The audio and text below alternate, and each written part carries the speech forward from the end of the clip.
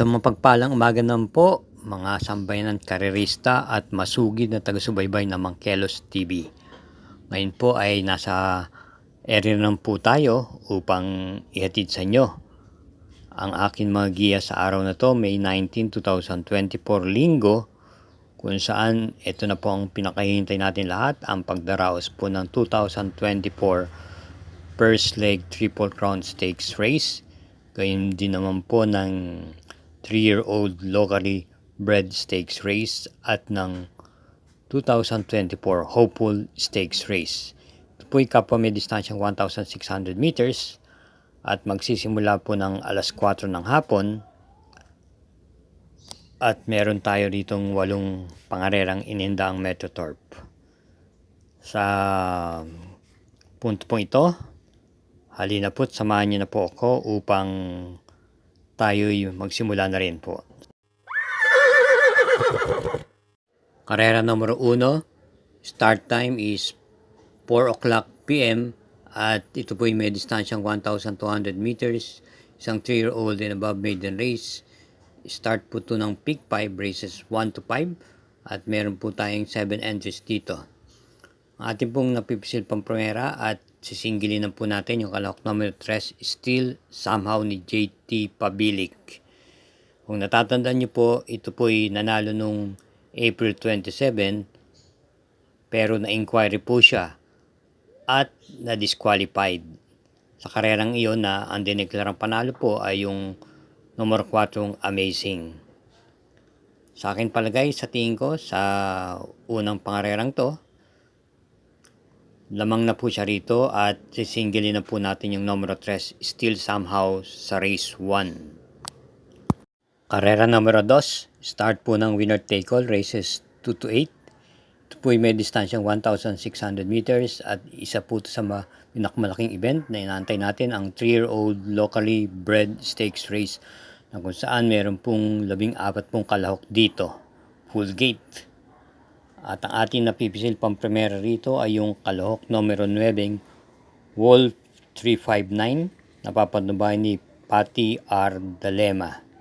Ito po'y naipipacing at maganda po ang kanyang mga pinapakita pagkatapos niya manggaling sa kanyang maiden race. Sa kanyang pinakahuling takbo, siya po'y dumating ng segundo pwesto kay Worshipful Master noong April 27 at siya po'y pinatubayan po doon ni E.A. Abrea. Sa pagkataon po ito, kinambi na po kay Patty Dalema po ang renda.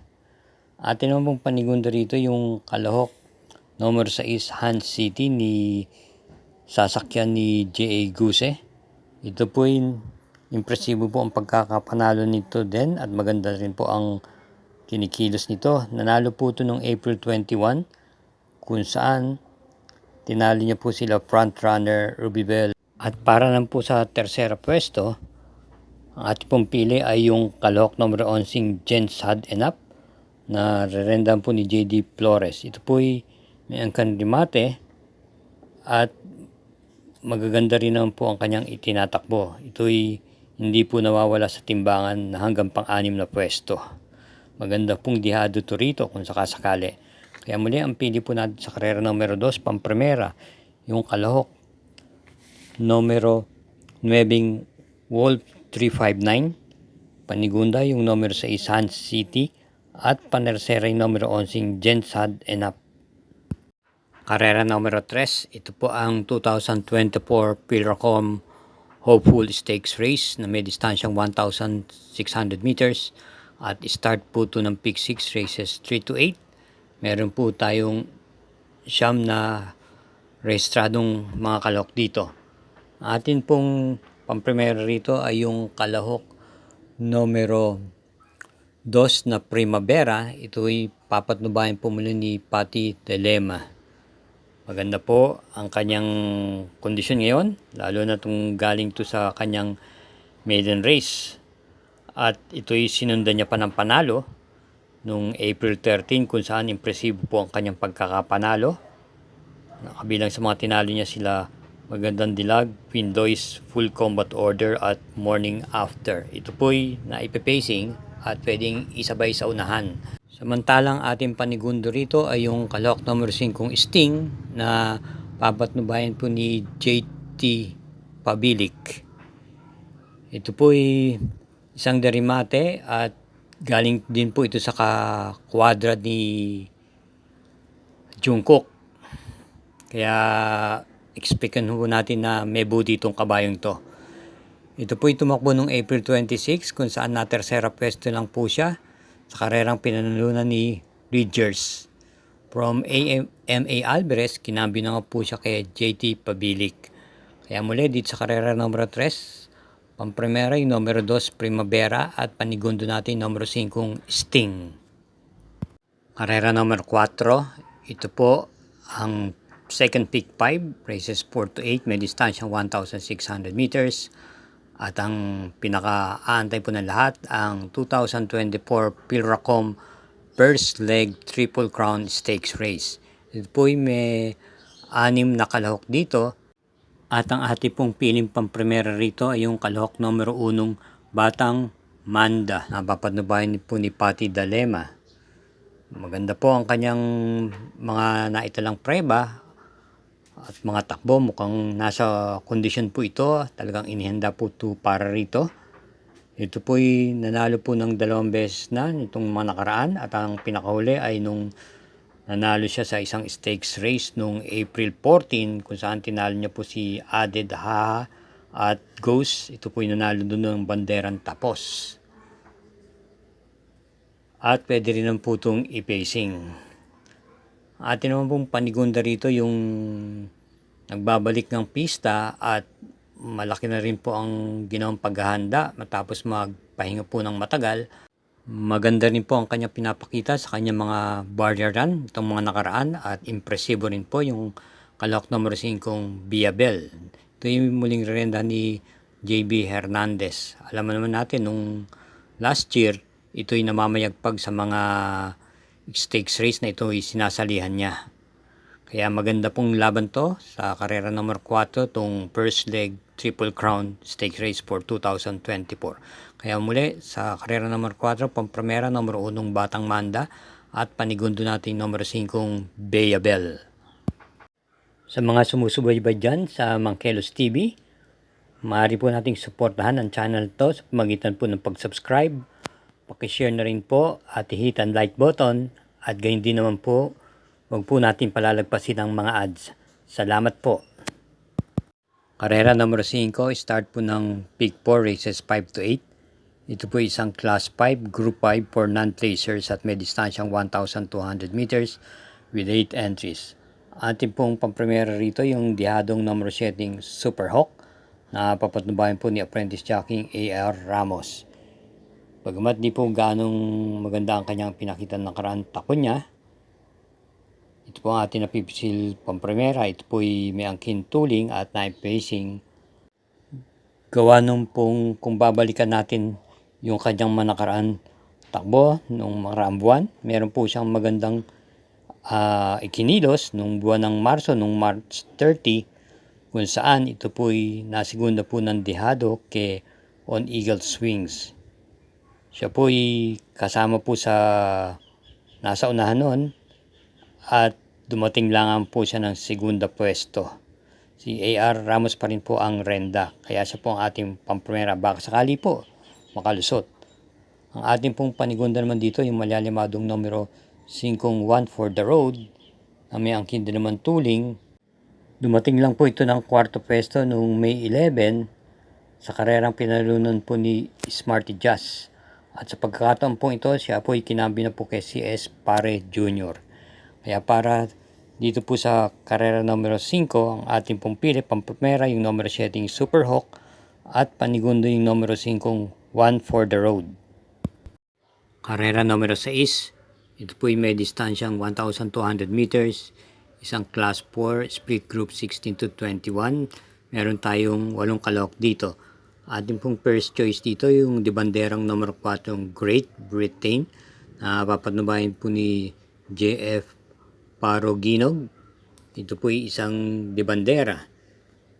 Nakaraan takbo niya nung Mayo 4, Siya po'y dumating lamang po ng segundo pwesto matapos makipaglautsyaan kay Real Pair. Natalo lamang po siya ng ulo pagdating sa meta. At ang atin namang panigundo rito yung kalahok numero 7 Wolof na papanubay ni AP Asuncion at pag-aari na po ni Patrick Uy. Ito po ay naipipacing at naiparirimate nung Mayo 12. Siya po ay na kwarto pwesto lamang po kay High Society. At bukod doon, yung mga nakaraang takbo niya ay parati rin po siyang nasa timbangan at hindi po nawawala sa mga panglima at pang-apat na pwesto bukod sa natitimbang siya. Atin naman pong panersera rito ay yung kalahok numero 3 na Matikas ni RC Son na siyang imported horse. Isang derimate, may naitala naman po itong magandang panalo rin noong April 20 kung saan tinalo niya po niya sila High Society, Seychelles at The Price is Right. Kaya muli, ang pili po natin dito sa karera numero 6, pamprimera yung numero 4 ang Great Britain, panigundo numero 7 Wolof, at panersera yung numero 3 Matikas. Karera numero 7, penultimate race. Ito po may distansyang 1,200 meters ang Class 5 Split Group 5 for placers at meron pong 8 entries. Ating pong first choice dito yung numero 1 Ivan na alam natin itong lehitimong di bandera at siya po ay papanubayan ngayon ni CB Ardonia. Siya po ang sa tingin ko magdadala ng marcha rito at wag lang po itong mabubulabog ay maaari po itong makatapos.